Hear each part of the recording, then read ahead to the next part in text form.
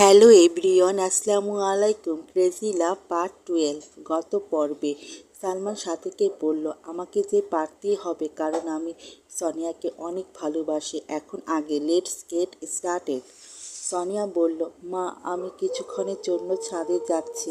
সালেহা বলল, ঠিক আছে যাও।